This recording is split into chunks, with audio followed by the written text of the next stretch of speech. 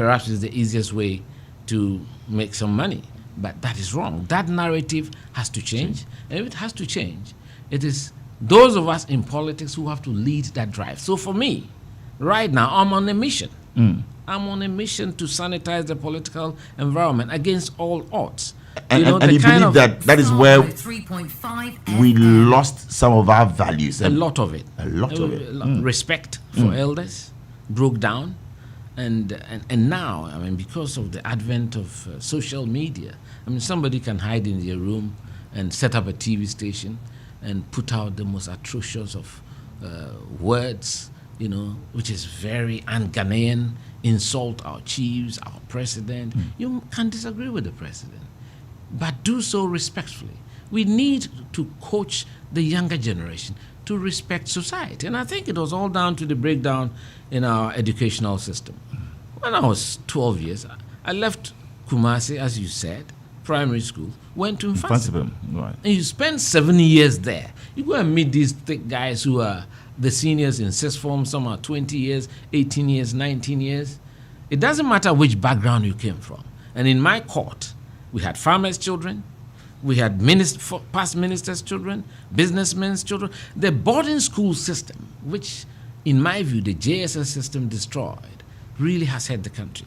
Because you leave home early, whether you're a dadaba, you have a soft background like some of us fortunately had, early morning you are waking up at 5:30 by your prefects. You have to go and either clean the toilets, go and sweep, weed, do the things that you have to do, even lay your senior's bed before you lay your bed. So today at home, I do the laying of the bed. Oh, you still lay the bed at home? Much better than my wife at that. Interesting to know. Yes. That you still lay the bed. I do it. I mean, it's something that was taught us in Mfantsipim school. And Kwabena, it's instructive to note that, I mean, you are saying that the breakdown in the educational system. Do you think that the change from 7 years to 3 years, GSS to SS system really has hurt us? It has hurt us. Even it has hurt the production of sporting talent.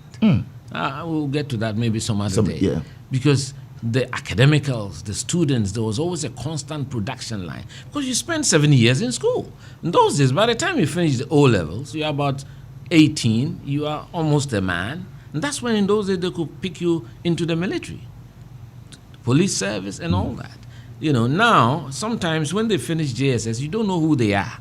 You can't really place them, you understand. And when you go into sixth form, you become a matured person, prefect in school like I was library prefect in Mfantsipim school. So by the time you get to university, you are really tough because they will discipline you. The bullying was sometimes over the board, but it toughened us. Did you endorse that bullying? No, I didn't, but in Mfantsipim somewhere a bit too harsh. Extreme. But generally, when I see my senior, Form 2 boy up to today, I have that reverence for them because they're my seniors. I mean, some of my prefects, when I see them, in town, some are a bit old now, but it's good because it builds a hierarchy of discipline. And that's what we lack in our country right now. Even the way we dress, the way we live. A lot of things in Ghana right now is not only the political problems or economic, more seriously the social problems. That we are not dealing with, that nobody wants to talk about. And I'm very passionate about those things. We'll get into that, but let's stay in Mfantsipim, the school. So your motto is what? Jane Shekan? Yeah, looking into the future. Look into the future. Walk us through Jane Shekan in you remember your anthem? We'll give you 30 seconds to just sing that for us. We're putting you on the spot. Don't put me on the spot. But just a line or two, at least, yes. Jane Shekan. So those things, and apart from that, I was one of those who was there when we had our centenary, 100 years in 1976. Wow. So our anthem is 832 for all the same from our labor's rest. So Methodist, I'm a Methodist men's fellowship. Okay. I'm not very good at singing though. At least you tried. I tried. So it teaches you a lot, and you learn a lot from your seniors, your masters, but of course, it doesn't mean it was perfect. We were bad boys. Oh, really? You were a bad boy back in school. What was your nickname back at school? I don't want to refer to it. Oh, no. What was it? It's Kalahari, yeah? Kalahari Desert. Why were you called Kalahari Desert. Is the origin of that is name. a secret between myself and 2 other classmates. Really? I know somebody went to Boche and we'll get the reason why you are called Kalahari. But maybe you want to tell us, because I'm getting a message. My producer from Isaban is prompting me. But why that nickname Kalahari? Oh, it had to do with geography class. Okay. You know, and the Kalahari Desert in Namibia. But the other parts, I will leave it. I had a classmate called Brody Mans. He used to be an actor. Max Body Man. Max, yes. Yeah. We were in the same dormitory. Okay. And then Robert Daniels, you know. Yes. So life at Kwabuchi back then, how was it like? When last did you visit the school? Oh, not long ago. I think we were the ones who really hosted the speech day, I think 3 years ago, because we were a 79-year group. So I think that was 2019, and that was 40 years, I believe. You can't believe. And even this year, the next year, 74, will be 50 years since we went to Form 1. So we are planning a little bit of a homecoming, go back to Cape Coast, October 3rd. How was life back then? Because you mentioned nightlife back in the 80s, you know, just dwindling and all of that. But back then, there was Cupid at the beach. Cupid, tell us more. Discotheque owned by Emil Short. Justice Emil Short yes. used to own a nightclub. Yes. Cupid. You know, in Cape Coast. Yes, there was Master Silas. There was Abiasi.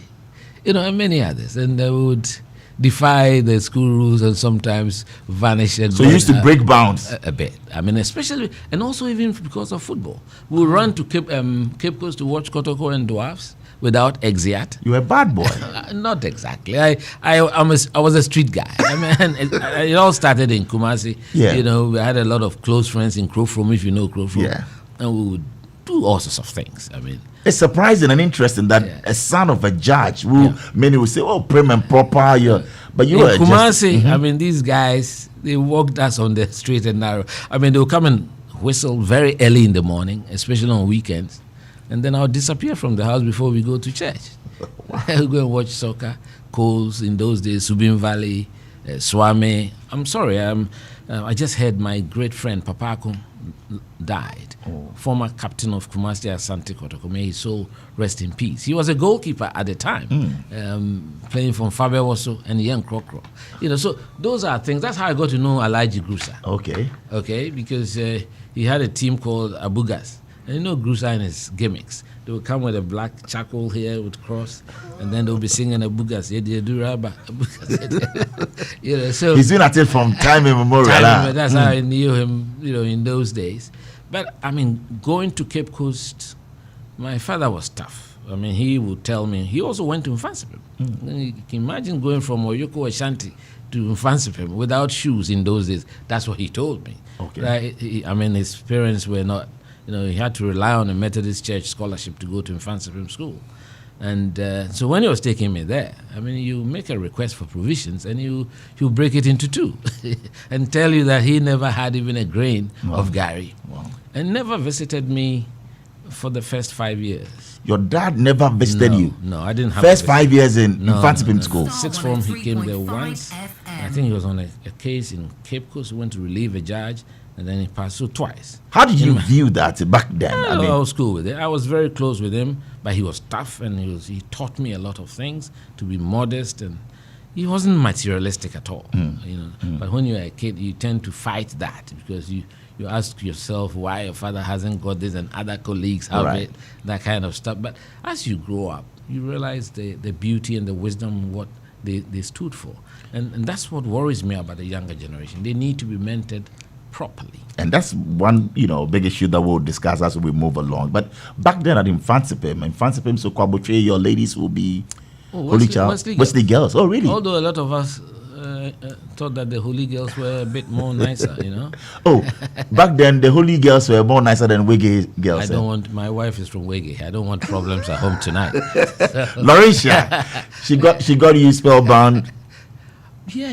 I mean, that was love at first sight. Oh, you and your wife was love at first sight? Yes. You moved from you met her when she was in Gay or back then in university? I met her, I was going to visit her friend in Legon. In Legon? I think there was a strike at the time, so but she happened to be in the room, when I entered.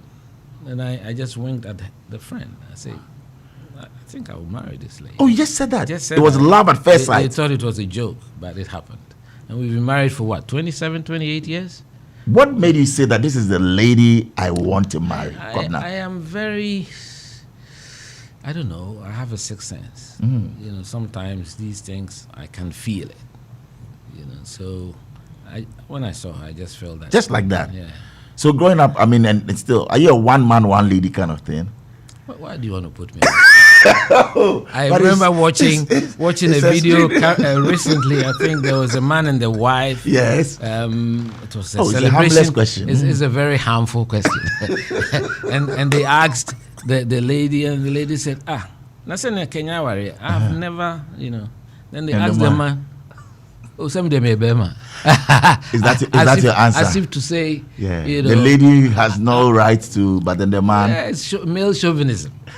We do things to women that we don't want to be done to us. I know. You know, so when I was younger, I became a bit of a celebrity. Yes, we're on TV and all of that. 25 years. Walk us through that as the TV sportscaster. That's right. How was it like back then with all the fame and the celebrity status? How did you handle that, Kwabena Agyepong? There was no social media, so we are very thankful to God that there was no social media at the time. You had your fair share of the women, I mean, coming at you, not you doing anything with them, but they liked you, they came to you.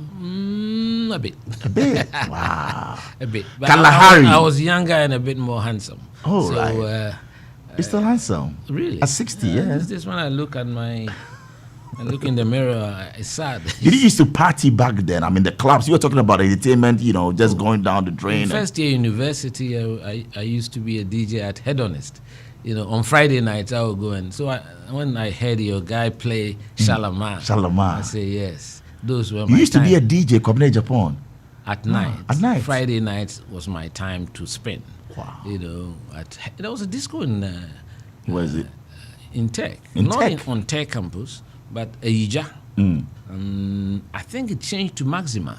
Whether you've heard, but that same area, that Collingwood Williams area. Wow. And that's where we used to go and jam a lot. But you see, especially in Kumasi, before the revolution, the what do you call KJT area had several Umade Shrine, Golden Key, Sphinx, Dim Light, before Podium, all in that small radius. So Kumasi used to be the happening town of sport. We used to drive from here. From Accra? We're crazy guys. When you're young, you do crazy things. We used to drive, I had a very famous small car. Datsun 140Y, ACR 862. That's the guy? Yeah, it's all over the town. We would drive and go and have... From Accra to Kumasi to get Party, return, and still be alive. You were how old? Oh, well, say 1988, so 26, 25, 26. So it was... And Accra was in the place or what? You didn't because you mentioned about Accra five... we had, if you go to the Kanishi side, there was it Foxtrap? Foxtrap was at Adabraka, is it? Yes. No.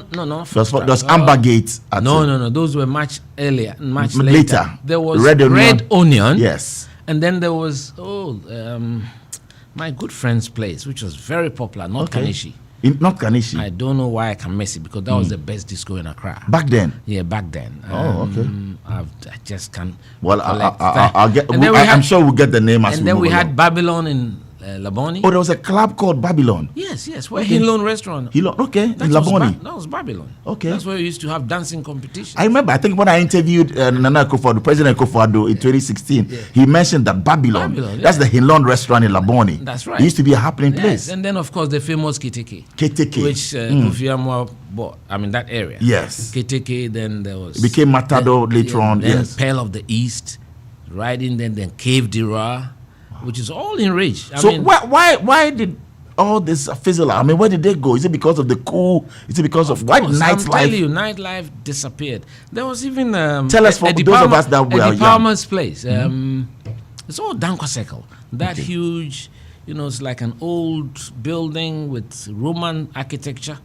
Oh, how can I miss all these? All right, we'll get somebody to text it to us because we want to walk down memory lane with you. It was owned by Eddie Palmer. Eddie Palmer. Yes. Okay. Yes. And it was a wonderful place. And there were many places like that. And even There was one near the Trade Fair side. Right.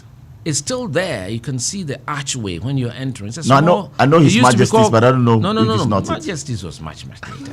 That was called, I think, Quality or something like Okay. that on the left side. And the last time I just passed, maybe a couple of weeks ago, I saw it. I said, Wow. we've had a good time. You've been around indeed. In these places. So, Wow. Let's talk about the 80s, yes, with the nightlife, but also with the kind of governance that we had. Well- Your father, a judge, was killed when you were young, and your brief time with him.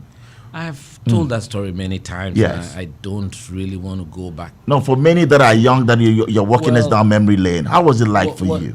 I mean, it was very tough. I mean, from living in a bungalow at the Castle Drive, where now it's been removed and it's the location where they're building the National Cathedral. It's Okay, one so- of those apartments. Sorry, but I told you the names will start coming. So it's Yes. Black Caesars. Black Caesars. Okay, so I Black got it. Caesars. Kafui Day. Thank you very much. So Kafui sent in that one. Okay. Black Caesars. Black Okay. Caesars, Okay. yes, Black Caesars. You know, so, I mean, having to leave, you know, the father, then the kids, my mother, who was not my biological mother, she's still alive, and she did very well because my father had younger kids. You know, so my siblings, they had to lodge in a friend's place at North Kaneshi, Swan Lake area, and I used to visit them there. I was 20 years at the time, so I thought, well, let me just hustle. You know, so I moved to Kolebu with a friend. You know, so leaving the comfort of Rage and going to hide in a small, Starr the room was about 103.5 half the size FM. in Kolebu in the nurses' flats. That was a drastic change. And then also there was no water there at the time. So, and you know, from Rage there, from Kwabena and all that, you'd be a bit shy. Yeah. So you have to wake up very early, go fetch water quietly, so that you can use it. You know, so those were very tough times. But fortunately, at that time in the university, you're not expected to pay too much. You know, I mean, you are given food to eat on campus. The government pays for that. So we were very lucky in our time. And we are the generation that saw the real difficulties in this country. That's when, after the revolution, we were asked to go home and then go and carry cocoa. During your days at the university. Yes, and I was part of the team that went to the Kwawu. And so after that, what we were doing was that in the evening we would teach the students. So we either teach at Imprayasu Secondary School or in Kwetia Secondary School. So I stayed in Kwawu Mountains for a bit. while. For a bit. Right. So still on your dad, I know he's been told, but of course, day and day on new generation, people are coming along. We want to just, get to know the story the more. How did you receive the news on that particular day, fateful day? Where were you? What happened? And after, I'll get to that. Did you actually put in your heart anger and vengeance? First Be and sincere. foremost, what happened that night, it was a curfew time, as I said. And I had just been to the stadium, as usual. I remember very vividly, it was a knockout match between Haas and Cornerstones. And because I'm a Kotoko fan, I went and I was supporting Corners for once. And so we came home, we were having dinner. It must have been around 8:39, and at the table. But I was concentrating on doing something. Then somebody came. In fact, the domestic staff entered the house and said that somebody wants to see my dad. So they came with a very nice story that Mrs. Quantiano, one of them, the lady, who used to not share, but they were next door, their chambers at the Supreme Court. At that time there was no Supreme Court, so it was just High Court and Appeal Court, because we were under military rule. That she was very unwell, and that she wanted to see so they wanted my dad to accompany her to the Ridge Hospital, and that's very close to Ridge. So my dad was in white shorts and undershirt white, and so we had to just call for slippers for him. It was native sandals, I think. I remember that. So we just said, okay. Normally I would have walked out with him, but for some strange reason, I just continued to concentrate on what I was doing. He said, oh, he'll be back. And so he went. So I thought he had gone to the hospital. And I went to bed. I didn't know anything has happened. Our household, we didn't. the next morning, we got a knock on our door from our next door neighbor, which happened to be Justice Sarkodie, Puku Sarkodie, also the third person. And the wife, Auntie Yvonne, who unfortunately passed only a couple of years ago, walked in to come and tell my dad that there's been an issue in their house the previous night and that the husband had been taken away by some soldiers. Apparently they saw them, so there was a little bit of altercation. But because they were soldiers at the time, it was at night, they couldn't do much. Then I went to my father's bedroom to tell him, and then he wasn't there. So we were a bit confused. Then I went down to the dining room. The food was as it was. It means he hadn't Starr returned. 103.5 FM. That's when we realized that there was something untoward. For the judges lived around the same area, and Justice Eduse and Antechi were around, so I just ran to Justice Eduse's house. And then he called Justice Apollo, who was then the Chief Justice. Apparently, he had been informed that night that 3 judges had been abducted. So that's how we got to know. So I came back to tell the family that this is what has happened. It means that my father was abducted. I didn't know. No. I thought I went to bed. Everybody went to bed knowing that he was in his room. But that's what happened. So that's how we got it. And the next morning, the announcements came that 3 judges had been abducted. We didn't know what was happening. The government pretended not to know and put together a big search party. So those 3 days were perhaps the most difficult days. Wednesday night's abduction, Thursday, Friday, Saturday, Sunday. I said, look, so I said I'll go back to the stadium again just to try and, take it off. Still no news of. No news. It was when I was coming back from the stadium to the house that I saw my brother Kofi beckoning me to hurry up. Then there were quite a number of people. My mother was in tears and everything. What is happening? Apparently their bodies had been discovered at the Accra Plains. Bondasi? Bondasi, yes. Near the Shire Hills. So they took them there to what? To execute them. I mean, apparently that particular night, it didn't. So all that we were waiting for was in vain, because immediately they took them, drove straight, because it was curfew.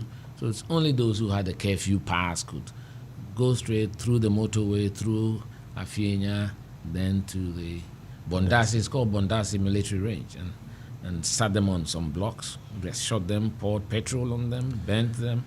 It was only by the grace of God that it rained heavily that night.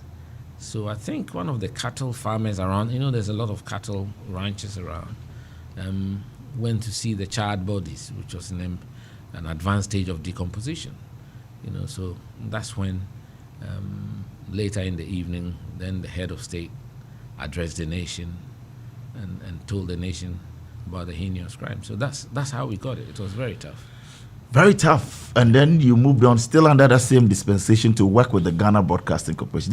No, that broadcasting was a part-time. A part-time? Yeah, because I loved sports during my time in university. Right. I loved running commentary, and Moses Asaga was in my hall, and he was going to report me down making noise. And then we'll have parties, they will tease him and Malik, And so Papa Pencil was my junior in Infantsipum. His father was the regional sports council director in Greater Accra at the time. After I finished university, as usual, during my university times, when my father died, as part of the hustle, I decided that I always visit London, because that's where my biological mother and my siblings were. To do any work? To go and work. And because you borrow money. My first ticket was 6,000 cedis Ghana Airways. 2,000 from my uncle called Kojo Banfo, he's passed. Another 2 from a friend's mother who just recently passed in Osim, in Eastern region. And then another friend, it's called Mr. Befi. He really helped me, took care of me. He was a principal consultant at the AESL. And we are still very close now. He's now in his mid-80s. And then so I picked 222, bought the ticket straight to London. So when I go to London these days, I know the big hotels that I used to work in. As what? You go to the kitchen. I was working in the back. You've done that before. Yeah, in the kitchen. And you know, I have a friend who is a doctor. I won't mention his name. He was washing the pots, and I used to laugh at him. I say, "Pots, these big pots. You'll be inside it washing it." You know. So, and I also moved to the grill room. So, grill room is better because you have your bow tie, white, dress a bit, and then you serve afternoon tea and. So you've gone through the meal. Life has not just. So when I go to restaurants and I see waitresses and waiters, they are not sharp enough. They are not well trained enough. They are not? No, your eye should be always on your customers, at least from the corner of your eye. They don't need to be trying to signal you. No, you have to be duty conscious. Do they get enough training? Because here in Ghana, it's as if people they want to while away or maybe make some money and go back to school or do what they love. But at least they should be trained because hospitality is key. And you don't get that. When you get there, they train you. Okay. They tell you that these are the set of tables you are running. And therefore, you should be quick to find out from them whether they are okay. So they don't have to be looking for you. You look out for them. You know, so that was very important. And I remember when I became press secretary to President Kufuor, and we used to go and stay in Hilton Park Lane. I've worked there before. Hilton Park Lane? Worked there in the restaurant, in the basement. So I used to go and tell the manager, go check your records. You see Agyepong there. The cleaner or that man came back as a press secretary. Yeah, that's right. I mean, I was working in the restaurant. In the restaurant, sometimes the chef, I had this German chef, and he would tell you all sorts of things. And because of that, these days when I see fat fish, I wonder where it came from. Because I remember one of our colleagues dropped the fish, big one. And the German said, hey, you guys, pick that thing up and put it back in. He says, heat it a bit, all the germs are killed. Wow, interesting times, huh? Those were, I mean, London was fun also. You've been through, all and then that. when you come back on campus, at least you have some new dresses, you have your sound system, and you've paid your ticket, and then you can prepare to go the next time. Interesting time. They used to call it back then, any work. You go out there and do any work in London or wherever and come back. Right. But you're still on Star Chat with time reading some 15 minutes to hit 8, and our guest is right here.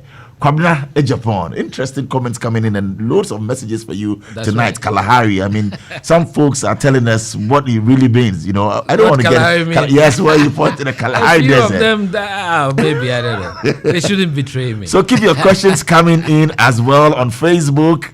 Send in your messages on Instagram, and we're right here. A big thank you to our proud sponsors, MTN, everywhere you go, and also to Co-op Plus Mixture. Thank you.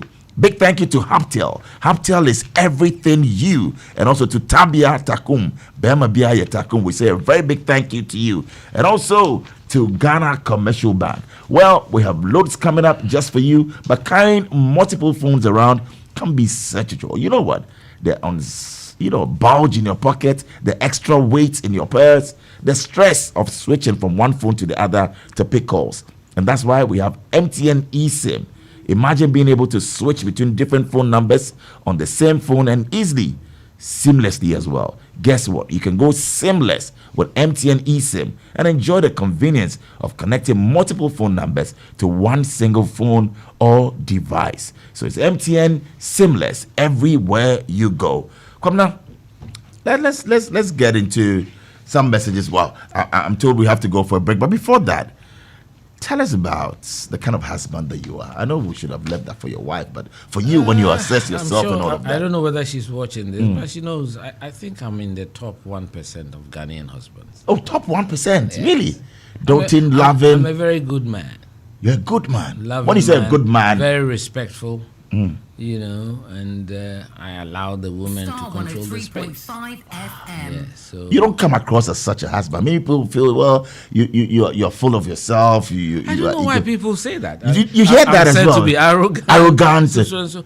Look, anybody who. But when they get close, anybody who's done juvenile soccer, Coles. I still have a Coles team in Adabraka. Oh, you own a Coles team? That's right. Argentinos Juniors. It's yours. Our national goalkeeper, Ziggy, is played for my team. And many players. Gokela Hoto, Ibrahim Yakubu, I think he's in Tanzania. I mean, if you are not a roots guy, you can't be him. So you're a people person. I mean, you're there. Very much so. I mean, I've always been like that. We're talking about being a sweet husband. I have a bit of serious sometimes. I think even when I look at some of my videos, I look a bit too serious. I try to put demeanor. Yeah, it's not It just comes. It just comes. But I try to be as friendly. And well. somebody has, just shaken my hands and gone back and said, "Oh, so I've been able to shake him." I said, "Oh, but I'm just like you." Right. We're going for that short break. When we come back, we'll talk about life being a press secretary to the president. I heard you one time saying somewhere that there are some secrets that you take to your grave. Yes, of course, you have to. You have to. Of course. You witness work certain at the highest office. There are certain things. You know what? Let's pause there. Let's go for a break. When we come back, we'll talk about some of the interesting moments with President John Agyekum Kufuor. Thank you. It's right here on Star Chat. My name is Bola Ray. We'll be right back. It's Bola Ray. The other day, I visited Kweku at his spunky new office to congratulate him on opening his business. And man, was I impressed. The business is just moving quick. The sales, customers, everything is just working seamlessly. The secret? He said, it's MTN Business Broadband. In this fast-paced environment, we need fast and reliable internet to support all business types. No laggy online meetings, great download and upload speeds, impeccable business management systems, all inclusive. I mean, you can have it all. sharp! I signed on immediately. To enable your business stay ahead and stay connected, make sure you're signed on to the best internet made just for businesses. MTN Business Broadband. Sign up today on broadband.mtn.com.gh and manage your account on my MTN app. Call 0244 308 111 for more information. We are good together everywhere you go.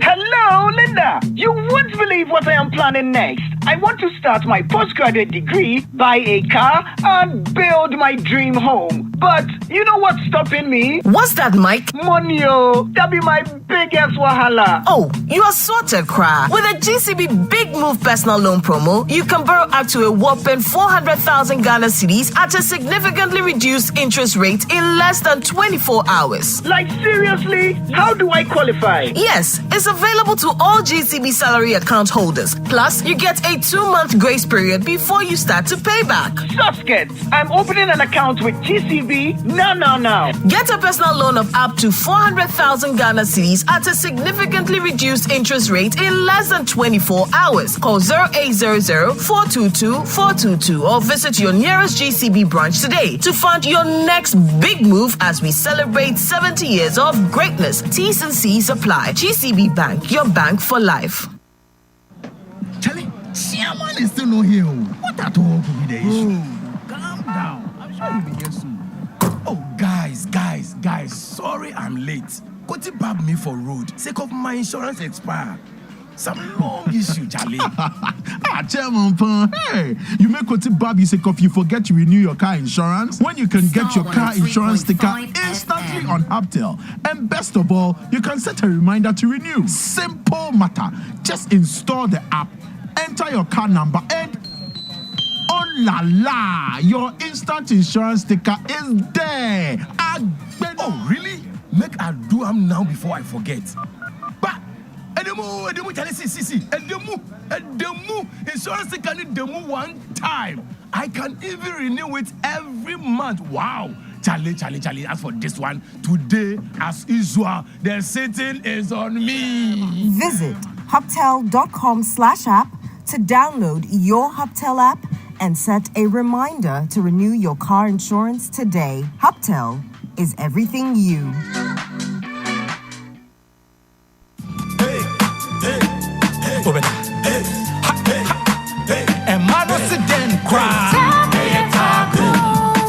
Tabia takum, wedi a member ye dro no, a me nya hoden, ane hoden ye, aye member dro, anu ti na ban me bia hia bi no, aye member dro ma ban me bia wedi fie di wotwe ko. Bi opedi du etu aton bia, enko chemical shops, pharmaceuticals, ane herbal shops bia. E wo Ghana hanu be bia. Anase frey, e wo 0243 686861, ana 0245 749206. Agyei Agyei Agyepong. Kaise tabia takum ye, meme bia ye takum. The other day, I visited Kweku at his spunky new office to congratulate him on opening his business. And man, was I impressed. The business is just moving quick. The sales, customers, everything is just working seamlessly. The secret? He said, It's MTN Business Broadband. In this fast-paced environment, we need fast and reliable internet to support all business types. No laggy online meetings, great download and upload speeds, impeccable business management systems, all inclusive. I mean, you can have it all. Shout! I signed on immediately. To enable your business stay ahead and stay connected, make sure you're signed on to the best internet made just for businesses. MTN Business Broadband. Sign up today on broadband.mtn.com.gh and manage your account on my MTN app. Call 0244 308 111 for more information. We are good together everywhere you go. It's Bola Ray. Bola Ray. Bola Ray. Bola Ray. Bullets. Bola Ray. Hitman. Right, so welcome back here on Star Chat, right here on Star 103.5 FM. My name is Bola Ray, and yes, Kwabena Agyei Agyepong is our special guest right here. Former General Secretary of the NPP. Kwabena, welcome back. Thank you very much. Well, Bola, I just remembered that the discotheque I was talking about, I think perhaps the most famous disco in Accra. Back then?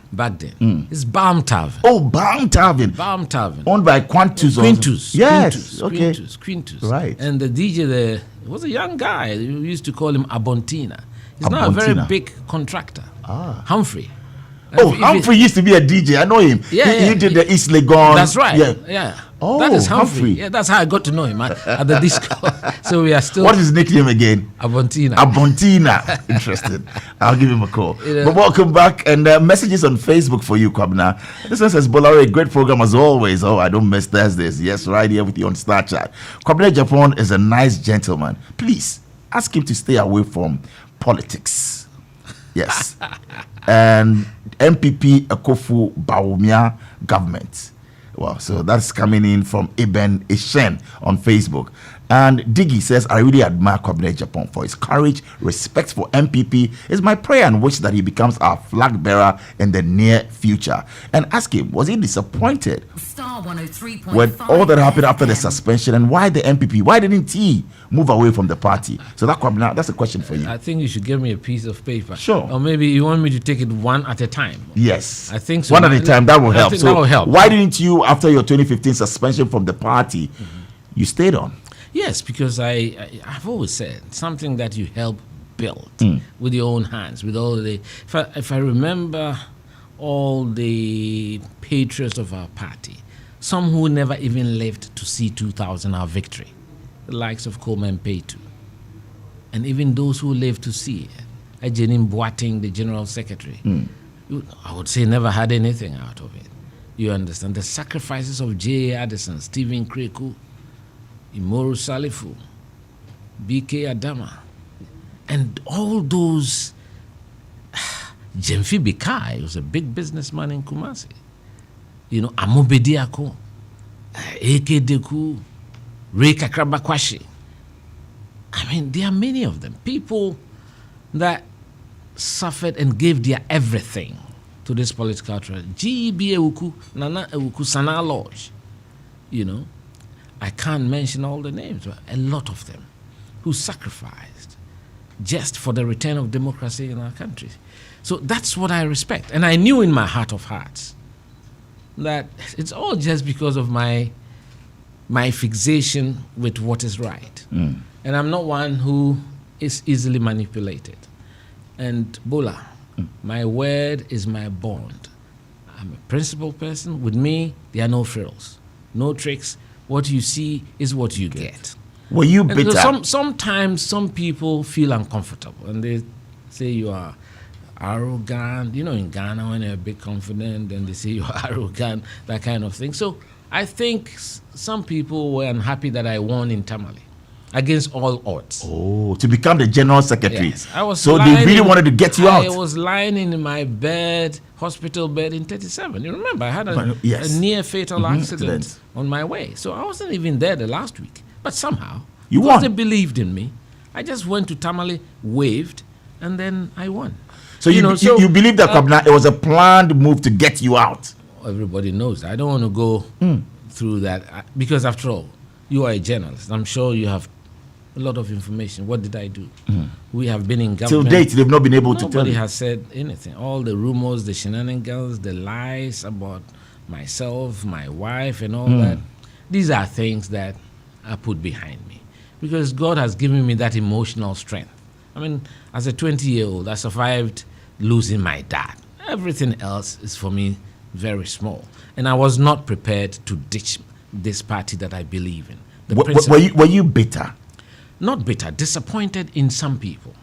Because Which people? A lot of people. I don't want to mention their names. There are too many. I mean, who have worked with me and know my qualities and know what I believe in. You know, that they couldn't vouch and say, no, all these things you are saying about Kwabena is not possible. You know, so those are things that I said, oh, wow. But I took it easy. I knew time will heal things. And when I got the opportunity to run and I spoke to the party people, in certain places, they were in tears. They were in tears. Have you forgiven them? Of course. I mean, I'm not someone who keeps these things. You know, there was a time that before Mr. Kufuor won, I held 7 press conferences,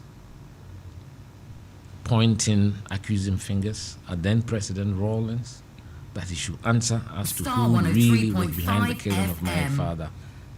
And at the time, there were people who were so scared for me that they said if I do that, then when we even win, they will hand over to us, they'll be scared. But when we won, I never made any attempt to look back.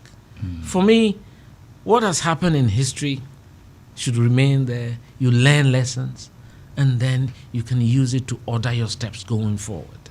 So that's how I see it. So even in 2016, still on suspension, I supported close to 100 constituencies in the deprived areas. The documentation is available. And some of them are members of parliament today as we speak. You did? I send them money, mobilize money, send them money. You're a good man. Well, I am a Christian, I'm divine, and I'm not showy. Our Christian doctrine teaches that when you help people, only God knows, and that's enough. With all that but happened, today we have become a very showy people. With all that happened, then of course you became the press secretary to President Kufuor. Yeah. What you certainly you met with President Rawlings. Did you at any point, or what was that meeting about? What did he say to you? Your paths never crossed? We avoided each other for a very long time. Oh. For a very long time. I mean, there are times I was running commentary and he liked boxing. I quite remember one incident we were very close because Nanaya Okunedu, then world champion, I think flyweight, he was having a world title defense at the Accra Sports Stadium. And Nanaya Okunedu used to be close to Rawlings. You won't believe it. But Nanaya Okunedu is also somebody I was close to. Very much so. So he then got into the stadium in the 3rd round. And I was behind the commentary console with Edward Fachi running commentary. And, you know, he just took a byline of that direction because he was heading towards me. But we avoided each other for many years till I became General Secretary, and I'm asked to go to Kumasi for the NDC Congress and have to go and deliver a solidarity message. And then he was seated there. And after the message, I was just praying to myself, please don't do anything wrong here. I prayed to God. I said, look, this is the first time, but I still. So I greeted President Mahama, of course, Vice President Amisata. He's an old mobile, although I didn't meet him, but some of his younger siblings were my friends. And then you had to greet President Rawlings. I squeezed his hand a bit. You did? I did. And he looked at me. When you guys shook hands, you squeezed his hand? I squeezed his hand, so he looked up a bit. And then Alhaji Idris Mahama, who I know very closely because I've been a visitor to the house in North Kaneshi when he was Minister of Defense in the 80s. And then he pulled my hand and said, hey, Kwabena, you have matured as a politician. Wow. And then I left. But that was a close one. That was a close one. Then later on, when Jake died, when I was on suspension, I had just returned to the country for Jake's funeral. He also did something very unexpected. because they were sitting on the high table. President Kufuor, former President Mahama, and that's at the State House where they normally do these big functions. And then after the event, he took me by surprise. He just walked straight from the head, the high table, and came straight to me, followed by the wife. But Nana Kunedu has been someone I've always had a soft spot for. I don't know why. But I've always admired the way she does things. Although people thought she was very tough and overbearing, but I've always. Star 103.5 came to me, FM. shook my hands. We said a few words. Wow. Those words, we all die with it. You die with it. Yes. You never say what Rollins. No, I'll never say it. You know, if he stole the wife, that is his issue. But I never say. I said I'll never say it. We shook hands. He said something to me, and then I shook the hands of the wife and said, "Oh, my sister." Wow. I was being tribalist because an Ashanti woman. Right. So that was I think the last time I met him at close. And then also I think I met him at a private. This life is very strange. I have a friend. If I mention him, you all know him. I don't want to mention him, but I'm sure you would know. And Rollins is his very close friend. You'd be surprised. Is your friend? Yes. And one night I was going to visit him, late night, and then I met Jerry Rollins there. You know, so we had a little chat. And it's very sad that I heard he passed. I know that I'm sure he would have regretted a lot of things. In life, that's how it is. As you grow up, when you're young, abrasive and all that. But it's in the past. Life happens. Let's talk about you as press secretary for President John Agyei Agyepong. I can't start talking about my role as press secretary without talking about 1998 in Sunyani. Please do. Because in 1996, I was President Kufuor's, or candidate Kufuor's rep at the Electoral Commission. That was the first stronghold. Those days, Vincent Assise was for the NDC, Kwesi Pratt, and many others who were there. And we lost. That was the election that took longest time to declare. 96. Yes, with all the shenanigans that happened. That may be for another program. And I felt, some of us, especially in the Young Executive Forum of the New Patriotic Party, we felt that we needed somebody who was a bit more abrasive and tough to remove or to face Rollins, although he was not standing in 2000. So I opted to support then candidate Akufo-Addo. And against J. Kufuor. Against J. Kufuor. Interesting. He was not happy. I know it's normal. And I mobilized almost all the key members of the Young Executive Forum except Alan Shemate. He was our chairman at the time. To support Akufo-Addo. Yes. So we launched the campaign at Osu Presbyterian Church, the church hall, and I held his hand and said, the next president of the Republic of Ghana, Nana Addo Dankwa Akufo-Addo. Most people knew him as Nana Addo. So it was Chronicle that screamed that headline, Nana Addo Dankwa. That's when they started referring to him with the full name. So you mentioned the full name first. Most people in the 80s would call him Nana Addo. Nana Addo. Yeah. You know, and then it was tough. For the next 6 weeks, aggressive campaign. That was when Metro TV had come. So a bit of the polarization of the media space. And we captured all the advertising cycle. Yes. And then I coined this man of vision, man of action. You know, and so myself, the 6 of us who started off with him. Victor Newman has just passed, former director of research at the presidency. Myself, Kwabena Agyei Agyepong, Brigadier Numensa, who had then been a candidate for NPP at Efutu and lost to Mike Hammer, my good friend Mike Hammer. The last time I saw Mike Hammer is just across your street here. Wow. I was coming to the EcoBank and I saw him and we had a chat not long ago. Interesting. You know, and then 3 MPs. We had 67 MPs in Parliament at the time. Only 3 were supporting an had the courage. Kranchi, Asante Achim South, Christian Church, Star 103.5 FM, and his next door neighbor Etiwa Yaobenin Dako. So when many of them were following Dr. Baomi, I said, look, this is normal. You know, people like to aggregate towards where they perceive victory or power is. we really prosecuted a strong campaign. And he had well over 30, I've forgotten exact, in Sunyani. It was heated. Wow. It was tough. But Agyei Kufuor prevailed. He prevailed.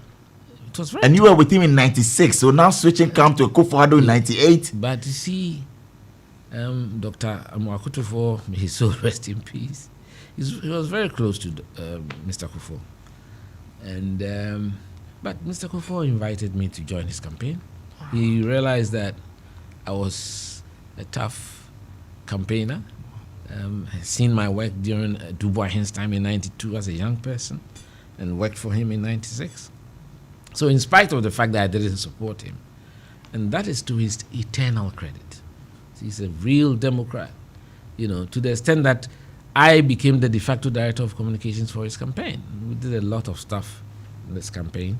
And then when he became president, he made me his press secretary. How did he break the news to you? Walk us through, take us back in 2000 when he says, Kwabena Agyei Agyepong, I want you to be my press secretary. Because you also saw Bush. It didn't come straight on. I mean, the first Elizabeth Ohene became the Minister of Media Relations. That was a designation. And I was assisting him at the presidency. Okay, I was assisting him at the presidency. And after some time, he said, no, he wants to change the designation, so I should be the face and the voice of the presidency. And I think there were some very interesting things that happened. Share with us some of the interesting moments. I mean, in my book. I know, in your book, but maybe two instances that you look back and you like, look, this is a great man to have worked with. I mean, he's the part of him that I couldn't capture, which I regret, is his humor. Oh, Mr. Kufuor is a humorous character. Really? Many people don't. I mean, those days, there were no gadgets. I should have recorded him, and his element. Wow. Oh, I mean, when you are traveling, the stories to Lee. President Kufuor is good at that. He'll give you all the history. I mean, I think some of it came out, during the wives, because he would tell you the stories at Asherford. He was the youngest, around 30 years, and all these big men like Sefwedu, them in the small room, and the kinds of things that happened when the richest brother was killed, and people broke into tears, and he would tell a lot of stories in the history, and then he's really good at humor. What kind of man is he? He's a good man. He's a good man. He's genuine. I mean, he's not given to tricks, with Kufuor. And that's what I've learned from him. With him, what he says is what he says. If he doesn't want to do something for you, he will say it. He will not trick you. So that's what I learned from him. He's very patient. And he had fatherly advice. And I think there are only 2 times that he got really angry with me. Two times that he got angry. But those times I'll keep it in my book. It was very close. Maybe one of them you can bring the other one in your book. What was it? I won't tell you.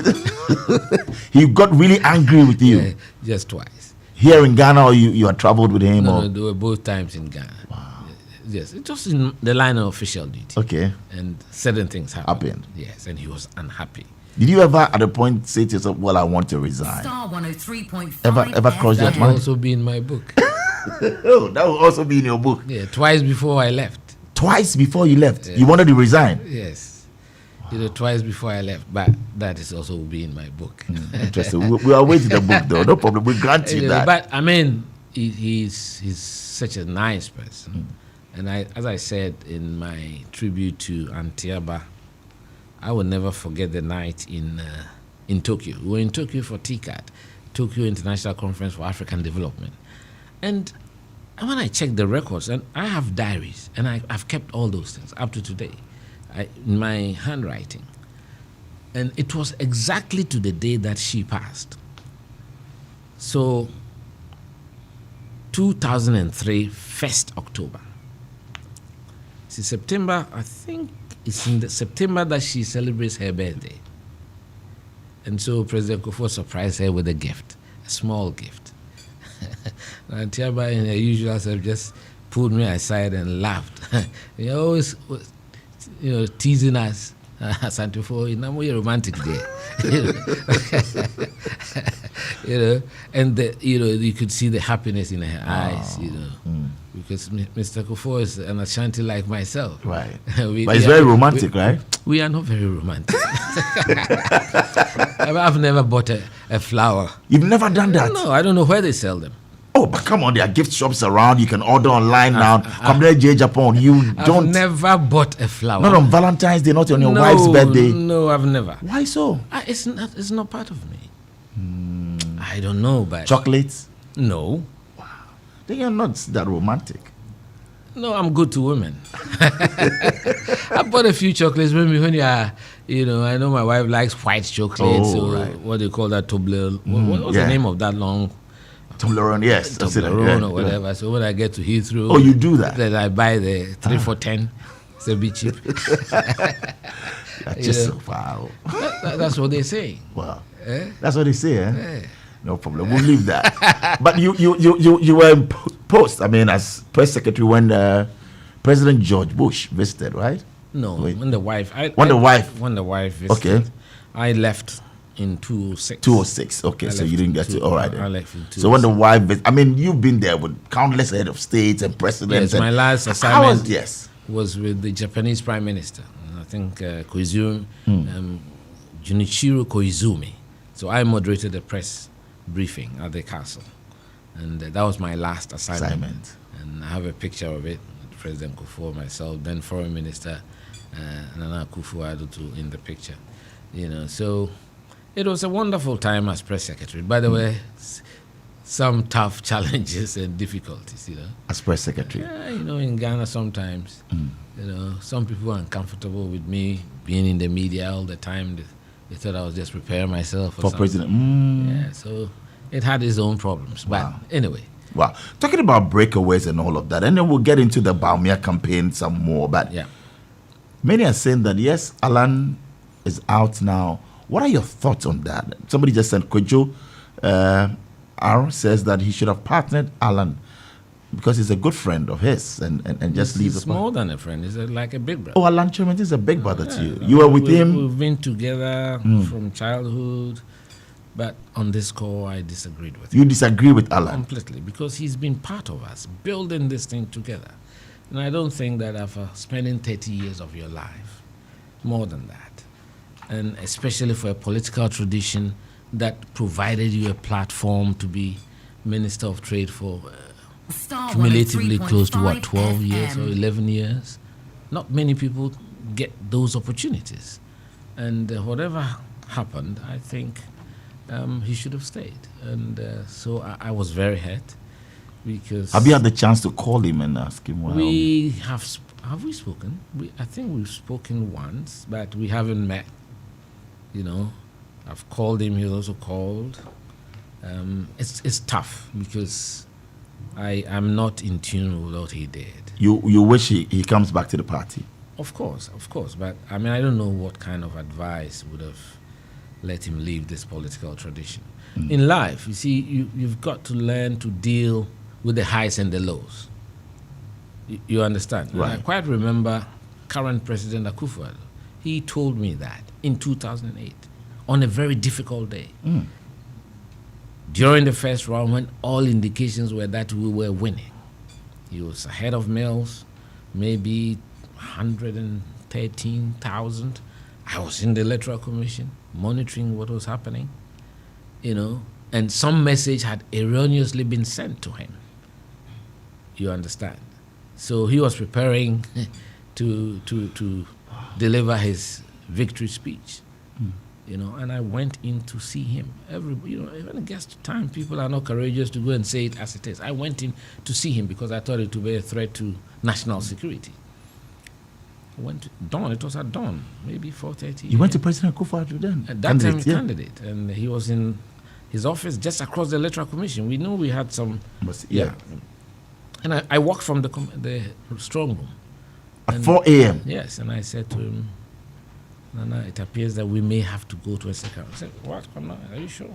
Oh, I said, I'm there.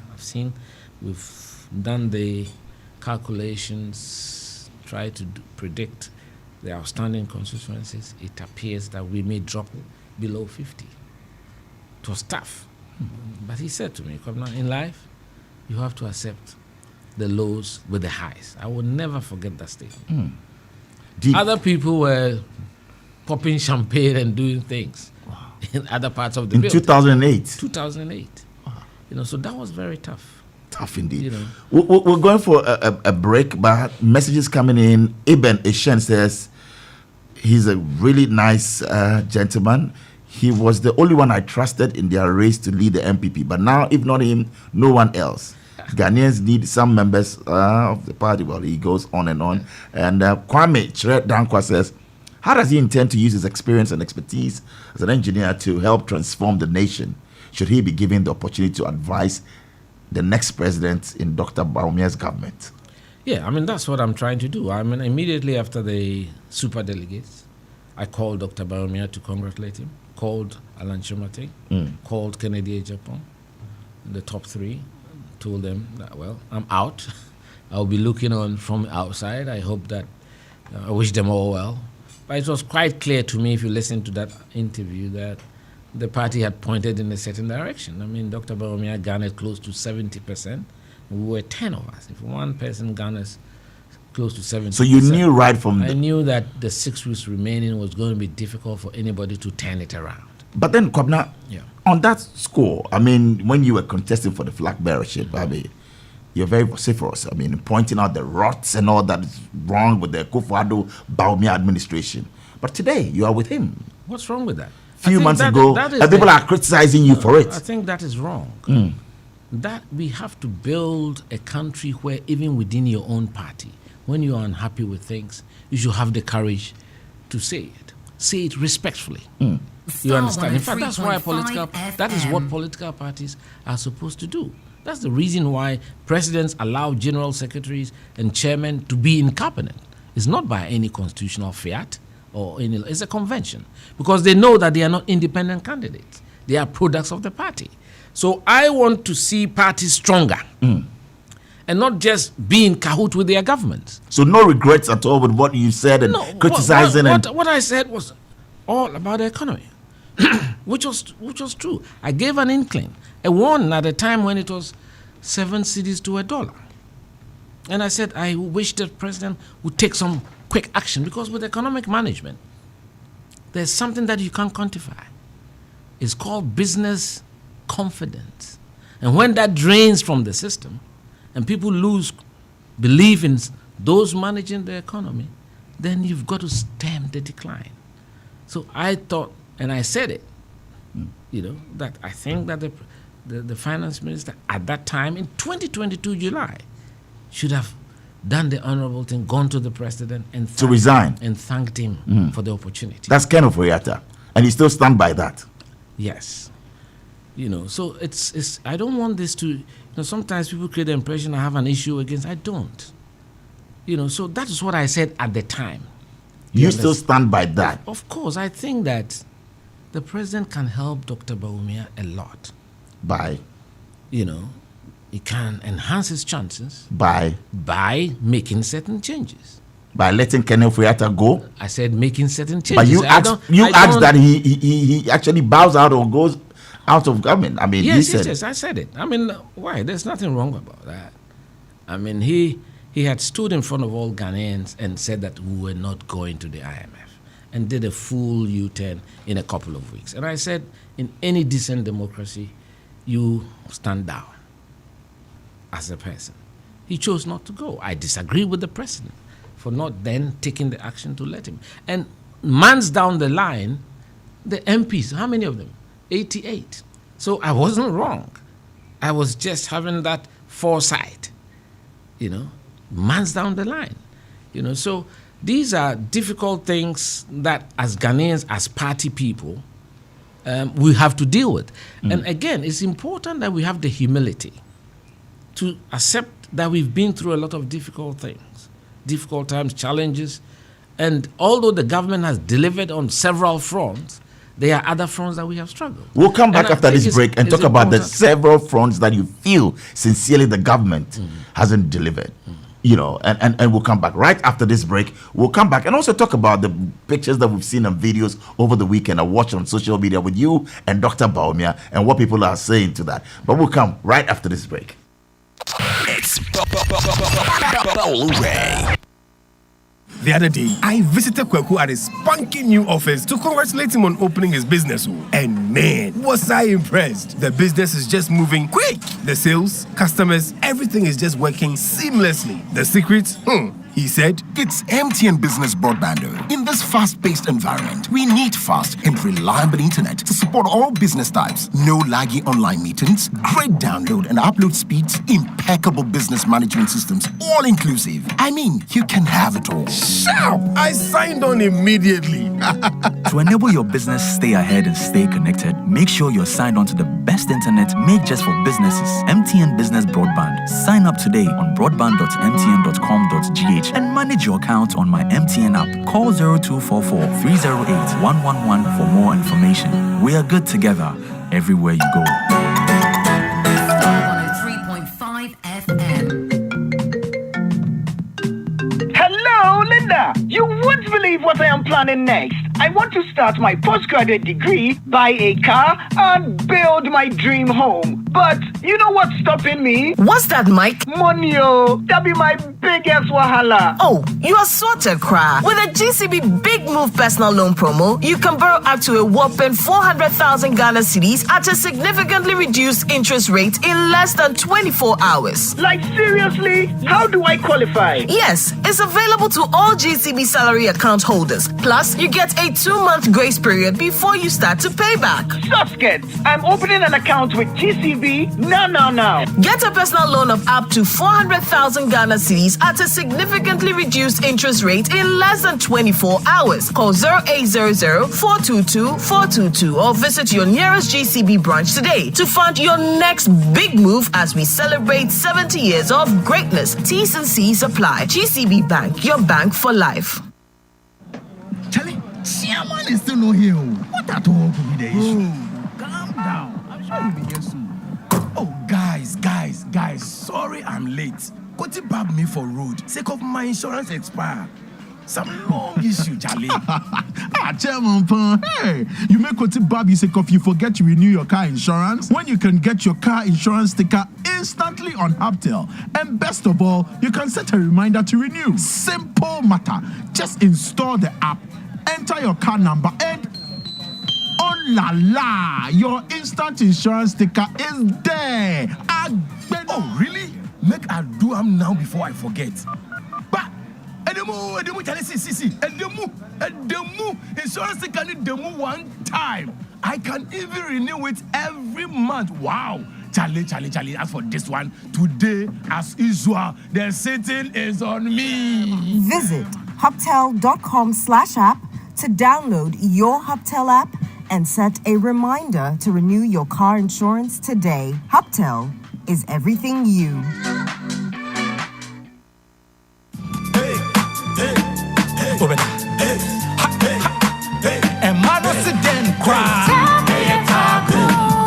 Tabia takum, wedi a member ye drone no, a me nya hoden, ani hoden ye, a member dro, anunti na ban me bia hia bi no, a member dro ma ban me bia wedi fie di watwe ko. Bi opedi do atwaton bia, enko chemical shops, pharmaceuticals, any herbal shops bia. E wo Ghana hanum be bia. Anase frey, e wo 0243 686861 and 0245 749206. FD Agyei Agyepong Katuyato. Kaise tabia takum ye, member bia ye takum.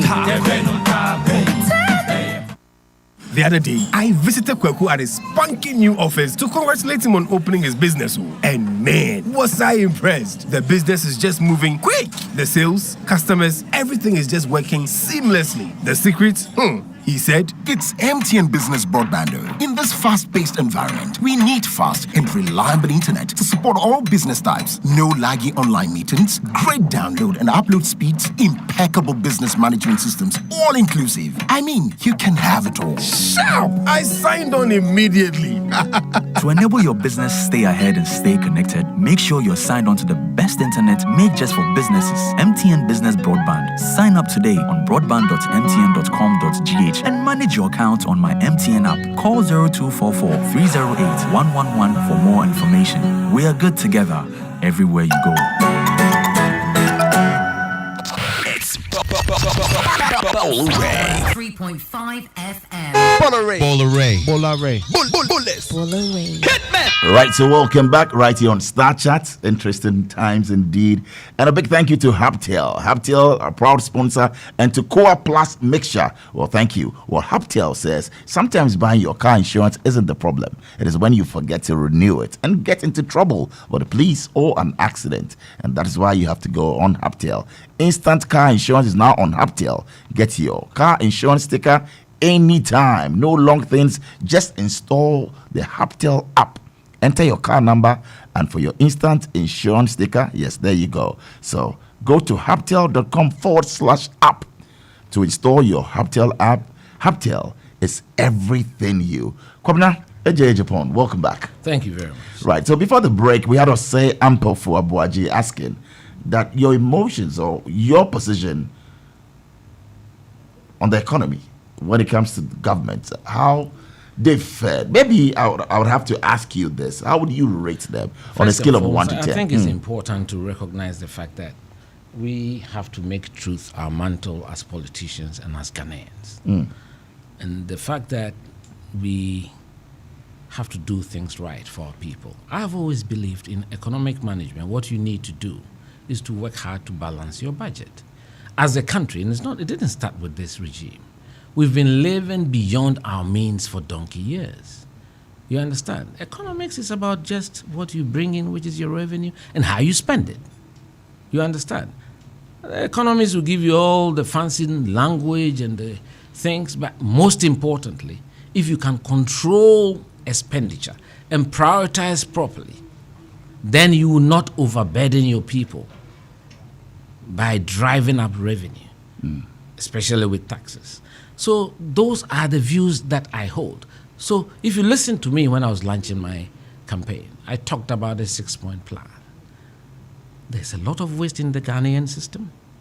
Some of our roads are the most expensive in the West African sub-region, and I'm speaking as a civil engineer of reasonable experience. And so procurement, are we getting value for money? Those are the things we should look at. I want us to build institutions. Has this government done so? Let me tell you something. You see, at the end of the day, I'm a party person, but I'm also a Ghanaian first.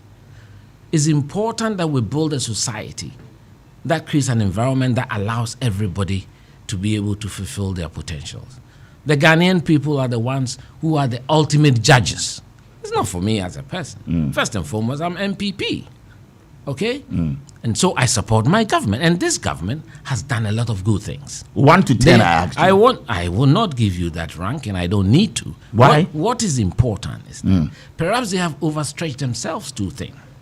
Which government came to the country and said they were going to give you hospitals in all the districts? So those are things I look at as a civil engineer, and the infrastructure delivery and certain decisions. So then did they overpromise then? That should have been taken.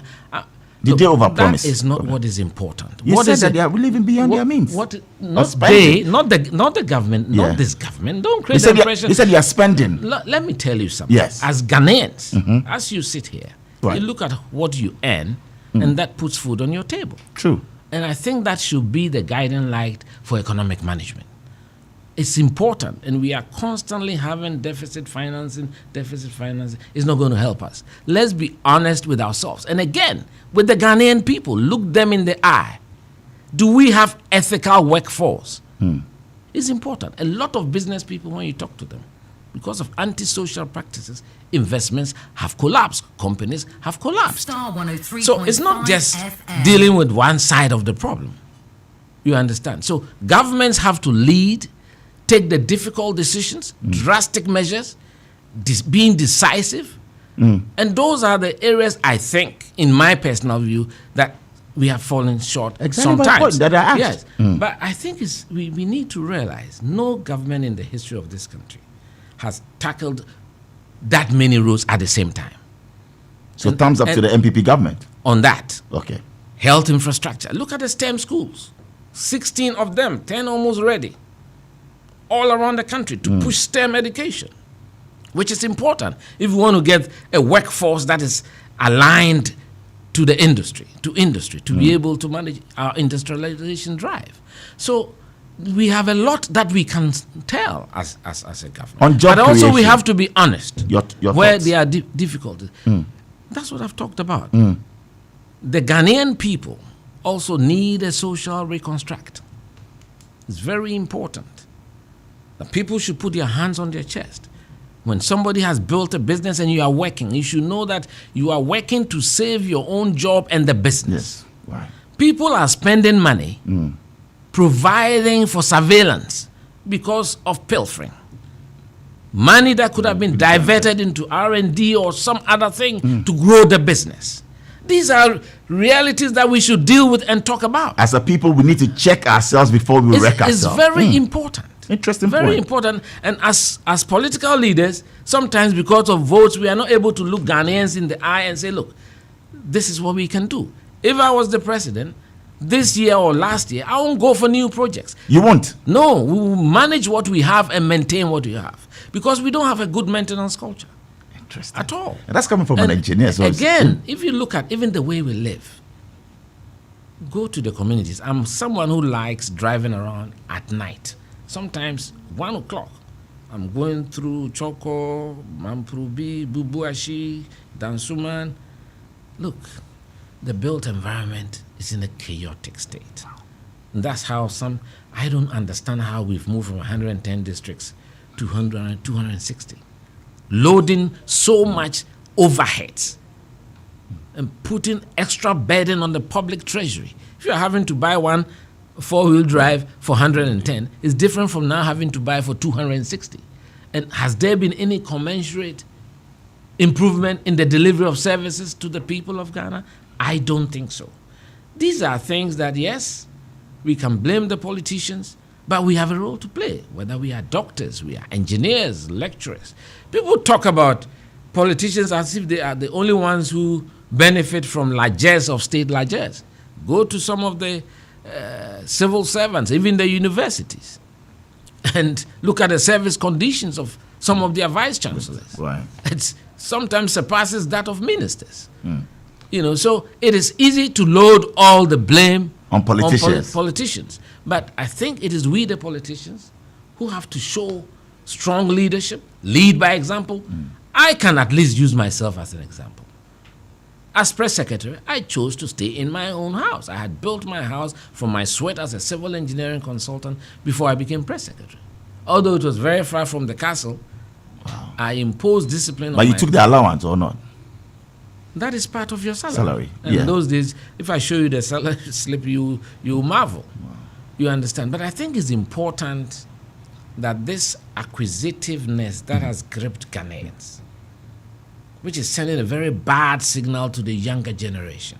We as politicians should inspire the younger generation. Let them understand that there's beauty and a sense of fulfillment in sacrificing, in serving your country, in making the other person happy. It's not all about me, but better about the collective. That is, for me, what I need to fight on. In fact, I'm going to be an advocate for that, whichever role I play in my future. Crusader, indeed. Yeah. An insightful, moments here with you, and I can tell that you are passionate about it. I wanted to ask you about corruption and also galamsey fights by this government, but maybe we'll get your thoughts later. Over the weekend, we saw pictures, videos, I watched a view on social media with Dr. Bawumia. Everywhere he goes, you were in Kumasi, and from KNUST graduation ceremony down to the Akwesi Day.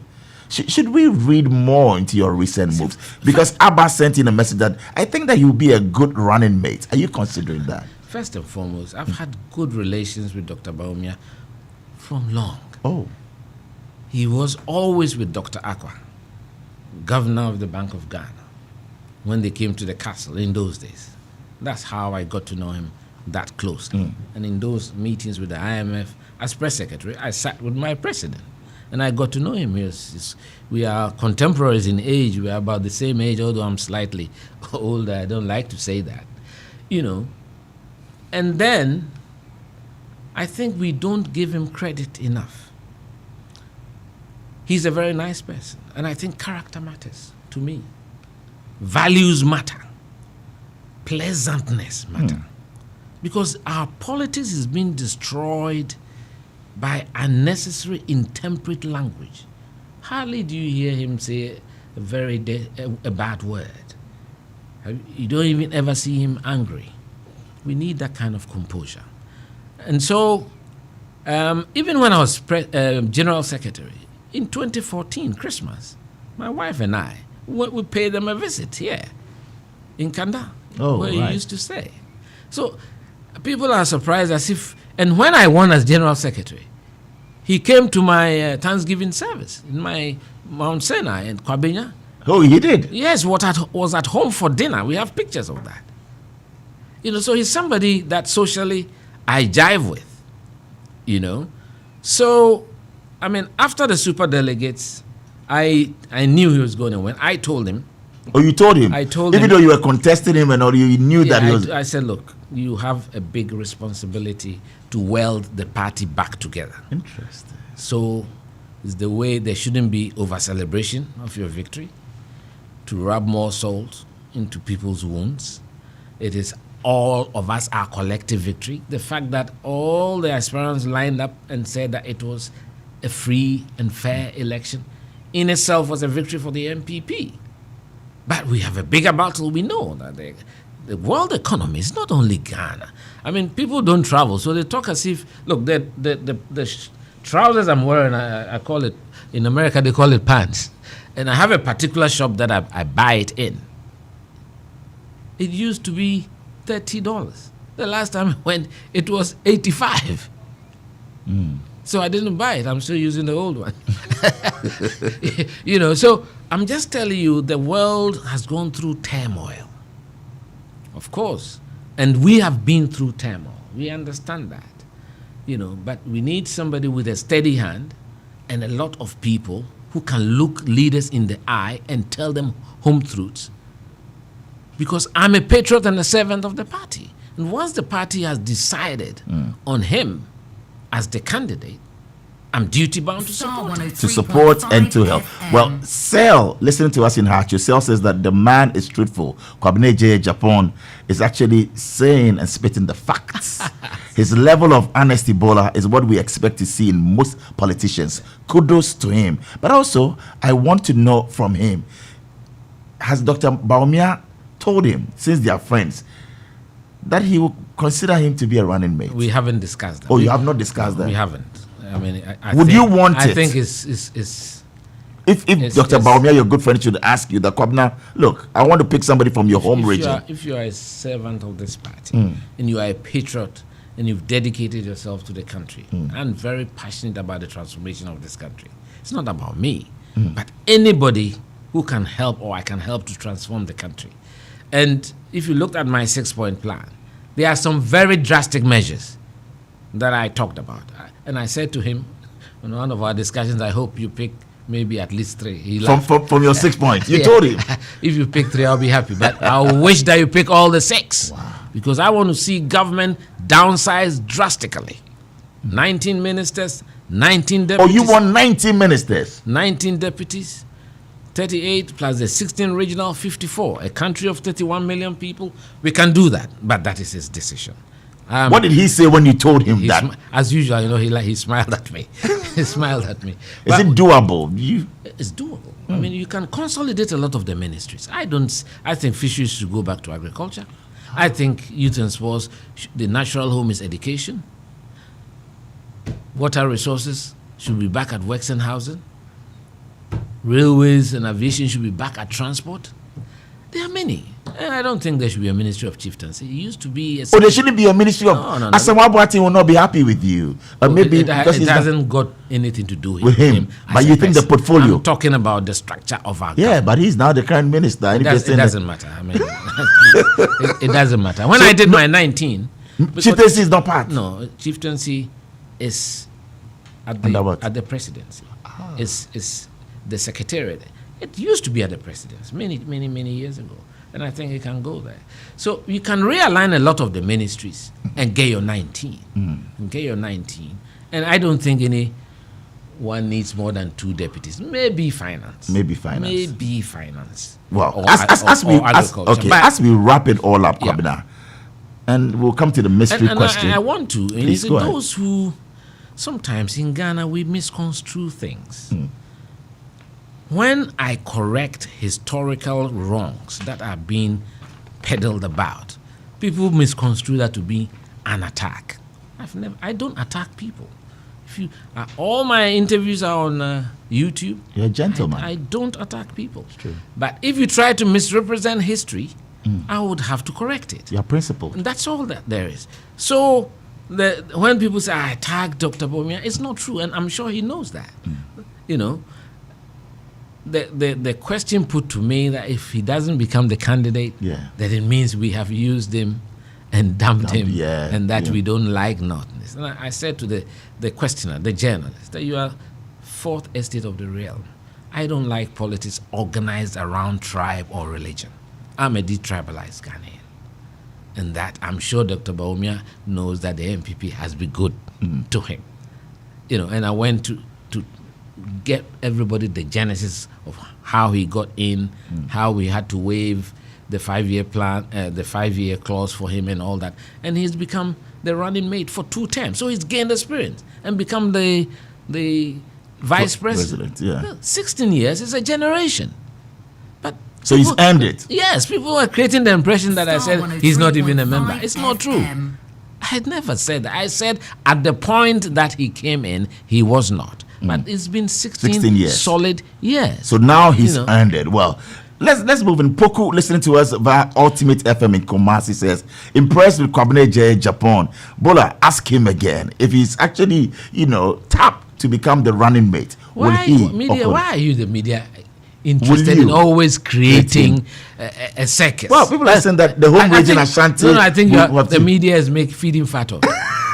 They are feeding fat after the presidential campaign. Will you accept it, Kwabena, if you are invited to do that? Of course. I mean, that would be an honor. Of course. I number 2 in the country. Of course. If you are a patriot like myself, and I want to see the transformation of our country, I'll give it all my best shot. All right. So that one, there's no question about that. But let's not put pressure on him. That's right. And then people are campaigning as if it's a contest. It is his sole prerogative. He knows what he's about. And I think he'll be able to make a good choice for the country, for the party. Well said. So AC sending in this one, listen to us on Empire FM, says, Bola, ask him, is he impressed with our fight against corruption? The special prosecutor says the system is actively fighting against his work to stem corruption. Took aim at the judiciary and the political elite. What does he make of this? I was a bit surprised at his shot at the judiciary especially. You were? Yes, because you see, you're a lawyer yourself. You go to court, and when the judgment or the decision doesn't go your way, I mean, everybody gets disappointed with judiciary decisions because it has to go one way or the other. Otherwise, then don't go to court. But I think all of us have a big role to play in this fight against corruption. And I believe it's all about demonstrating to the Ghanaian people a strong penalty regime, that there will be zero tolerance for improper and inappropriate behavior. That is something that I'm passionate about. So, but again, we don't like all these throwing rumors, what I call slash and burn, let's destroy people by repeating rumors, and lying about people. I think that we've got to be very careful on some of these matters. And in my view, our government lost a little bit of the push when they came, and there were certain key things that they didn't take a look at. For instance, I mean, I'm a civil engineer. There's no way that Terminal 3 cost the figure they bandied about. That can build you 3. You doubt it? I'm telling you. So public procurement is killing this country. The kinds of rates that we contracted before we came into office, that's what has given us this big energy debt. And so, if I was in the president's shoes, you review that seriously. And tell me now, 3. Yeah. You want the president to review that? Oh no! I mean, I'm saying at the time. Okay. At the time, I mean, now, right. I mean, How can you go to look at Saglemi? Saglemi Housing? Yeah. I mean, why do you? And again, it's not only the politicians you blame. This one, I blame my own technical people because they are technocrats at the ministry. Why would you advise the minister to put, what was it, 5,000 units? Yeah. There, unless it's part of a grand scheme to create some new business activity there. You don't see any. How are you even going to commute? Is there some transit arrangements that have been designed? And there are many spaces in Accra. I talked about the regeneration of the urban space. Right now, people are traveling from Ebri, from Oyibi, and there are spaces in Accra. I mean, the police depots, big space. We could have done that. Why? I mean, so it's not only the politicians that should accept the blame. My colleague engineers, architects, who are supposed to be the technical backstoppers for these ministries. And what about civil society? Are you also happy with their focusing now? I've been speaking to some recently. I'm not happy because they are not proffering solutions. People just love criticizing. And I did something. I spoke to some few professionals outside. I put them together. And I said, look, if you were the finance minister, give me 4 simple, implementable actions that you think can steer the ship back on course. No response. No response. No response. Well, so all I'm trying to say is it's easy to talk. Talk is cheap. I think government too didn't. I would say they could have explored consultation better.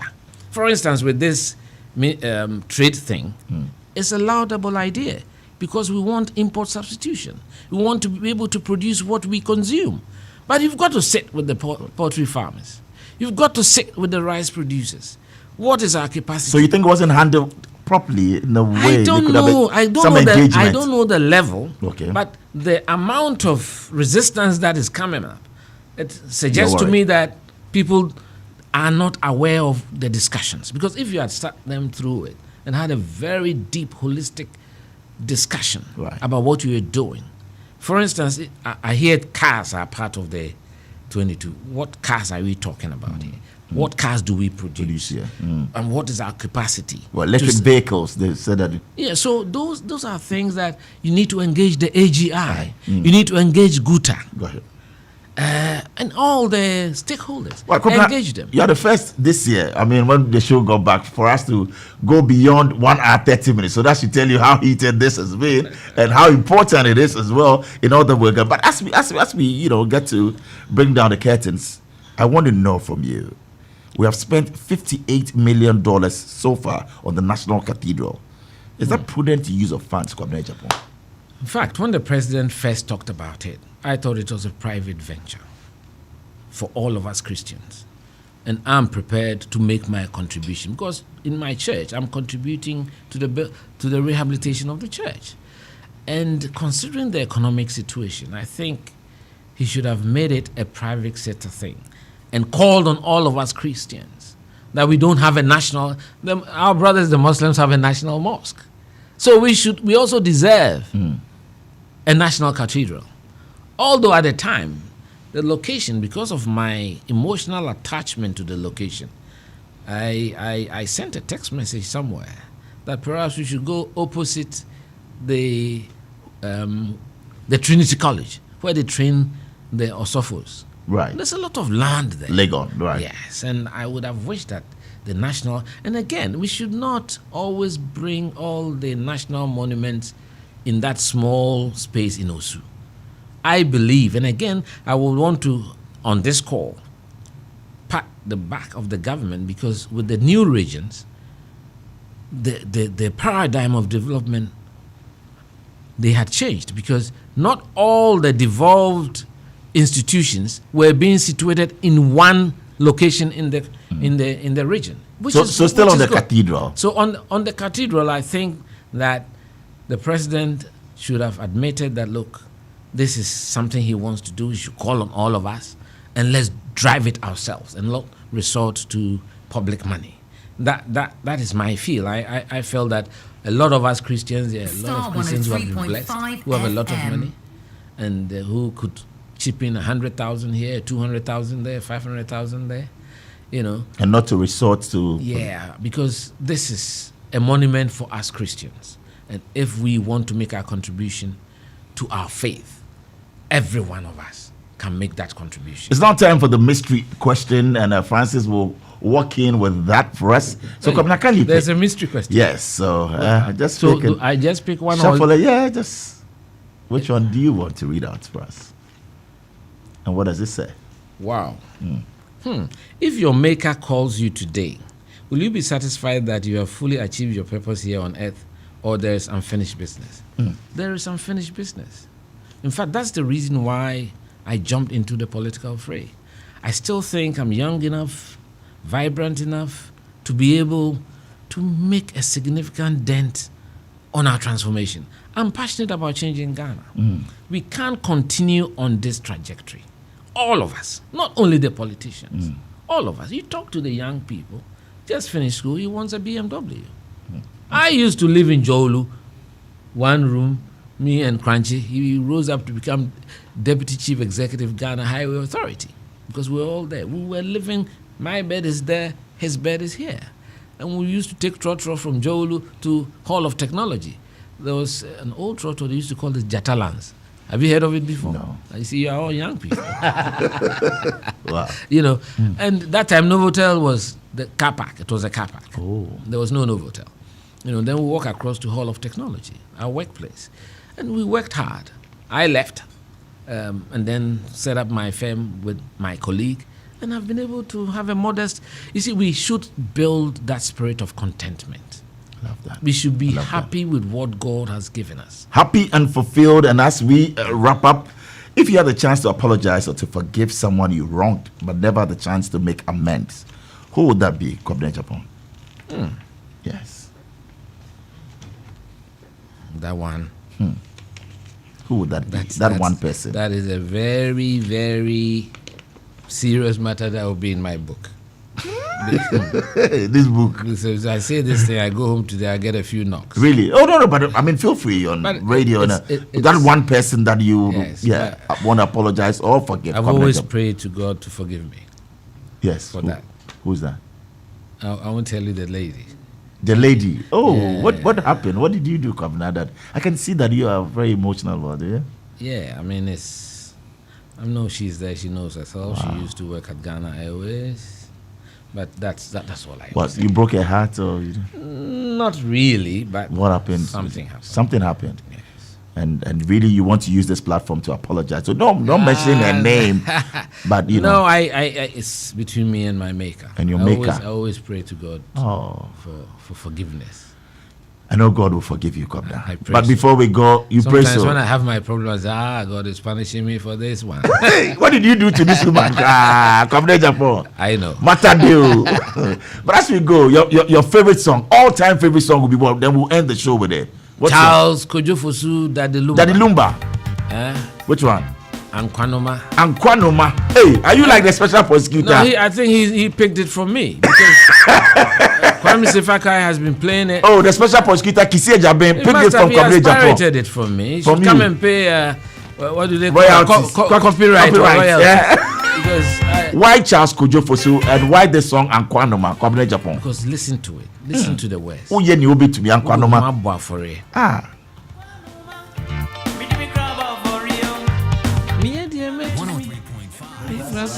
Go. Oh.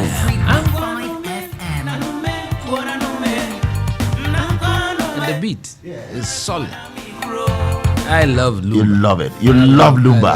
I visit him once in a while. He stays quite close to me in East Legon. In East Legon? Yes. And Sometimes I just surprise him. Yeah. Oh, you do? Yes. So maybe a lot of the musicians are my friends. Okay. I've produced musicians before. Oh, you have? You've been a music producer before? The guy who died recently. Who's that? Police Abba. Police Abba Okonti. Yeah. Okay, you did. I helped him with that song. Okay. Yeah. I have a lot of friends. Who are musicians or Furian Ponsan. Kwesi. Charlie, you are a man of the people. I hang out with, you know. Oh, you hang out with. When I'm bored and I want to go, I say, Kwesi, come on. Wow. I remember our days at Aphrodisiac. Yeah, Aphrodisiac was. Aphrodisiac nightclub. You were the man. Yeah, you know. You still party, you still go out. I still do. I've been, the last place was Twist. Twist. Oh, you go to Twist in Laboni. Yeah. You love the ambiance. And then there was Plot 7. Plot 7. Oh, you are a hip guy. Yeah. You know, so when I start off my night. You don't know of Soho at airports? Yes, I know. You know Soho? Yeah. Soho, okay. I hear you've been doing some gigs there. You've never invited me. You know, this December I'm with you, Kwabena. And also the Daddy Lumba show, I think that we should attend. Yeah. And Kwanoma. Lumba is my Thank you. man. Lumba is your man. Kwabena Agyei Agyepong. It's a pleasure as always having you. Great talking to you, and we wish you the very best in your political career. We know that something big, something great is coming for you, but go on. Transformational leader. May God bless your words. Amen. Amen. Have a good evening, sir. Thank you. And to the team, we say thank you, led by the one and only, the indefatigable Francis Aban. Thank you, Francis. Mapu, you do all. To Erica Arthur, thank you. To Spikey, ahead of digital, thank you very much, Spikey and the team. Dami, Don Success. Inoka cameraman, stubborn boy. Nicholas, thank you very much. To Daniel of Punibuatin. To Banini, thank you, Banini. Hey, DJ Mono, my one and only, man. Thank you, DJ Mono. To Sly, accountant, finance person, turned producer. Thank you, Sly. Sylvester, you're blessed. To Ernest, head of IT. To Francis, to Noah, Emmanuel Donko. Ima, thank you. To Jonah, Frank, and Daniel, multi-talented. My name is Kwabena Agyei Agyepong, Bola Ray. God bless all of us. Enjoy your holiday and happy Farmers Day to all our farmers. We thank you. God bless all of you. We're out. Bola Ray. Bola Ray. Bola Ray.